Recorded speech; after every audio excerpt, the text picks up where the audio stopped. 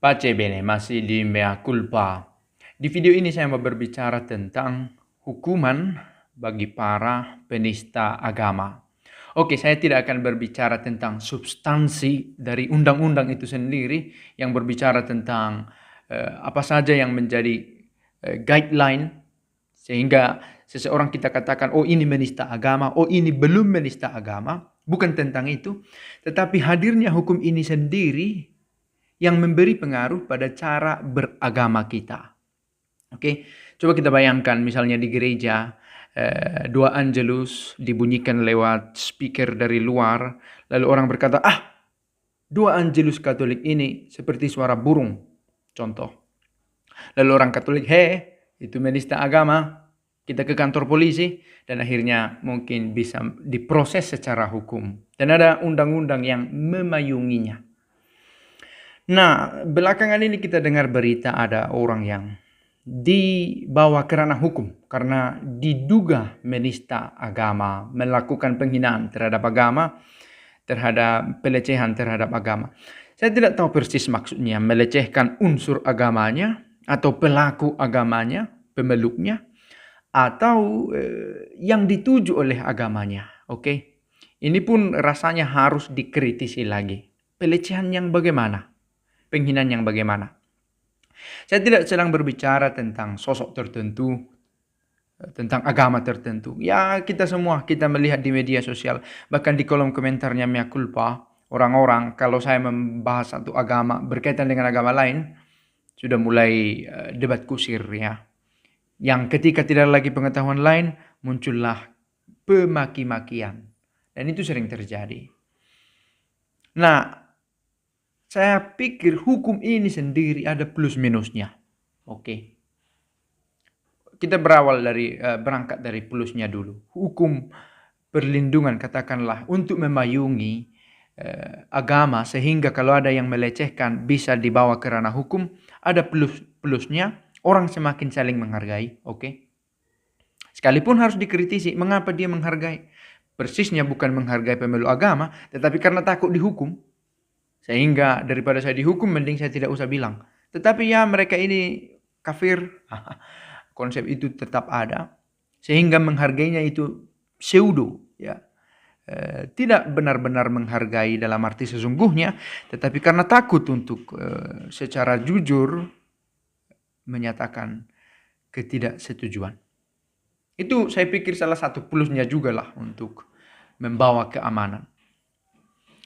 Plus yang lain adalah mendidik orang-orang supaya lebih rasional dan teliti membuat pernyataan. Oke, ada orang yang cenderung membuat pernyataan subjektif ya. Saya tidak suka dasar hewan lu. Untuk mengatakan terhadap pemeluk agama tertentu. Yesusmu berkolor-kolor. Itu kan term-term yang referensinya tidak ilmiah. Kurang begitu. Tapi itu soal plusnya boleh kita katakan. Untuk mendidik orang supaya lebih berhati-hati, teliti, mengambil diksi, pilihan kata. Tetapi harus dikatakan adalah juga minusnya. Dan itu terkait pada satu bacaan pada hari Minggu biasa ke-22 yang baru ini. Hukum tentang penistaan agama, kalau ada orang mengejek agamaku, saya bisa melaporkannya ke ranah hukum dan dia bisa disanksi. Itu bisa justru mengubah konsep kita tentang unsur agama. Oke? Saya berdoa Angelus. Oke, pagi, siang, sore. Isinya adalah untuk mengingatkan diri saya tentang inkarnasi, karya keselamatan. Lalu karena saya buat di speaker gereja, keluar. Lalu orang berkata, dasar kafir. Speaker kafir ini, bunyi-bunyi. Lalu saya merasa dia menghina. Apa yang dia hina? Suara, inse dalam dirinya suara, atau muatan teologis dari yang saya yakini. Dan benarkah saya terhina dengan itu? Tidakkah saya menjadi sangat rapuh hanya karena suara itu? Saya merasa bahwa konsep sabda menjadi daging menjadi terganggu. Kan begitu ya. Maka hukum penistaan agama ini bisa mengubah konsep orang tentang unsur-unsur agama. Oke, dua angelus yang diucapkan dalam format suara, diproduksi dalam format suara adalah sebuah konsep, sebuah media. Nah, ketika orang melecehkan media, apakah dia dengan sendirinya melecehkan substansi yang dibawa oleh media itu? Saya pikir ini tidak terlalu ribet ya, rumit. Nah, ketika saya mengadukan orang karena mengejek dua suara angelus itu bisa membawa kita pada keyakinan berarti suara ini sendiri adalah sakral. Bukan isinya, tapi suara ini sendiri. Nah, ini bisa mengubah konsep kita terkait dalam bacaan minggu biasa ke-22 itu. Kamu mengabaikan perintah Allah, tapi lebih mengindahkan hukum adat istiadat manusia. Mengapa murid-muridmu makan tidak dengan membasuh kaki? Bagi orang Yahudi, membasuh tangan. Bagi orang Yahudi menjadi sangat penting membasuh tangan. Tidak lagi melihat saya mau membersihkan diriku, bukan bagian itu. Tetapi karena tidak membasuh tangan, dosa. Karena dia melecehkan suara angelus ini, dosa itu. Nah, itu kan konsep yang menjadi bahwa dia mau melecehkan orang atau isi doa, itu lain soal. Meskipun itu kadang sepaket. Tetapi ketika ada pelecehan semacam itu, ejekan, menghina unsur-unsur itu, tidak dengan sendirinya itu berarti berat, berarti merusak, destruktif bagi kita yang mengalaminya. Maka hukum penistaan agama ini sendiri saya pikir tidak begitu tajam untuk bisa membedakan ini intensionya apa, berhenti di medianya atau untuk mempermasalahkan muatan teologi saya. Itu yang pertama. Yang kedua, kalau ternyata muatan teologi yang kamu yakini diejek orang, mengapa kamu harus membawanya ke ranah hukum? Bukankah iman justru bertumbuh dalam situasi begitu? Asal jangan menjadi ofensif, sekali lagi ofensif, membahayakan dirimu dan keluargamu. Itu bisa sampai ke ranah hukum. Kalau kamu tetap memeluk agamamu itu, hati-hati, itu sudah ancaman yang bisa membawa si pengancam ke ranah hukum. Tetapi kalau dasar lu kafir, dua angelus lu kayak bunyi burung atau apalah dikatakan, ofensif apakah itu sampai kita harus membawa itu ke ranah hukum? Gereja kalian kayak sarang burung. Pelecehan terhadap gereja. Kalian orang Katolik menusuk-nusuk dadanya, pelecehan kah itu? Bisakah itu kita bawa ke ranah hukum? Saya merasa terganggu, lalu saya bawa. Lalu akhirnya kita bisa menjadi sangat superficial. Kita lebih mengindahkan tidak cuci tangan, pelanggaran terhadap hukum agama. Yesus sendiri mempersoalkan itu.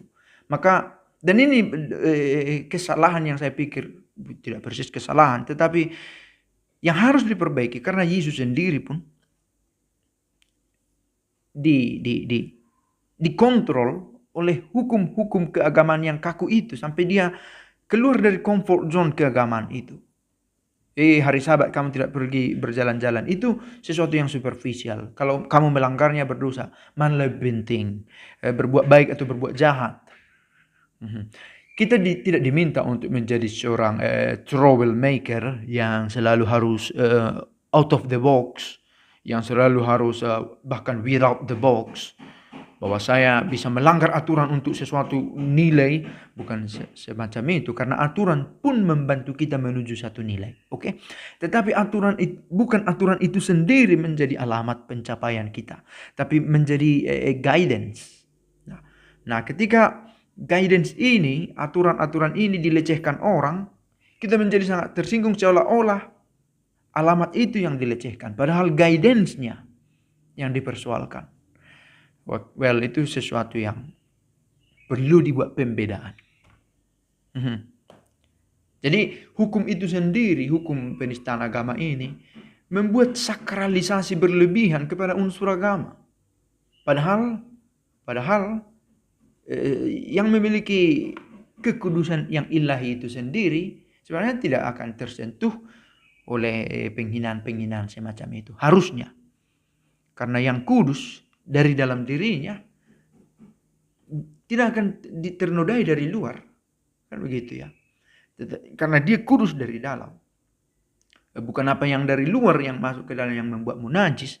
Tetapi kalau kamu dari dalam baik, keluar yang baik. Tapi kalau ada kebencian, kemarahan, itulah yang membuatmu kotor. Kalau ternyata ada unsur agama saya, dua-dua saya, bentuk gereja saya, cara ibadat saya, dikotori dari luar oleh hujatan, oleh hinaan, itu bukan berarti menjadi sesuatu yang buruk, merusak. Karena dalam dirinya ibadat saya baik, gereja saya baik. Maka ketika orang menyerang, justru itu membuat iman bertumbuh. Harusnya kita berbicara tentang sesuatu yang ideal. Dan saya berpikir, akankah pada suatu waktu seorang Kristen mengadukan orang yang mengolok, bukan mengancam. Itu dua hal yang berbeda. Mengolok unsur agamanya. Saya pikir ini ide menarik, agak panjang lebar, tapi sebagai selentingan tentang hukum agama, hukum penistaan agama yang bisa mereduksi nilai kepercayaan itu sendiri dan membuat orang miskonsepsi, memiliki konsep keliru tentang agama sebagai media, sebagai ruang untuk menuju yang ilahi. Oke. Pace bene.